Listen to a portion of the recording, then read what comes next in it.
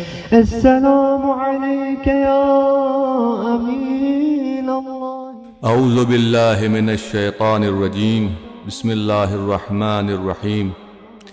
حارث اعور کا بیان ہے کہ ایک مرتبہ جمعے کے دن امیر المؤمنین علیہ السلام منبر کوفہ پر بیٹھ کر خطبہ دے رہے تھے کہ مسجد کوفہ کے باب فیل سے ایک بڑا اژدہا نمودار ہوا، جس کا سر اونٹ کے سر سے بھی بڑا تھا، اور وہ سر کو ہلاتا ہوا منبر کی طرف روانہ ہوا۔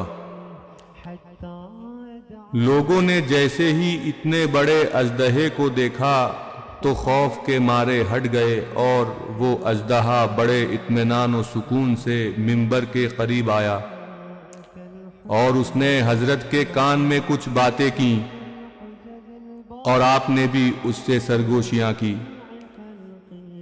پھر وہ واپس چلا گیا، اور جب وہ باب فیل کے قریب پہنچا تو لوگوں کی نگاہوں سے چھپ گیا۔ یہ منظر دیکھ کر اہل ایمان نے کہا، یہ امیر المؤمنین کے عجائبات میں سے ایک عجوبہ ہے، جبکہ منافقین نے کہا یہ علی کا جادو ہے۔ حضرت علی علیہ السلام نے فرمایا، لوگو، جسے تم نے ابھی دیکھا ہے اسے رسول کریم نے قوم جنات پر اپنا وصی مقرر کیا تھا، جبکہ آن حضرت نے مجھے انسانوں پر اپنا وصی مقرر کیا تھا۔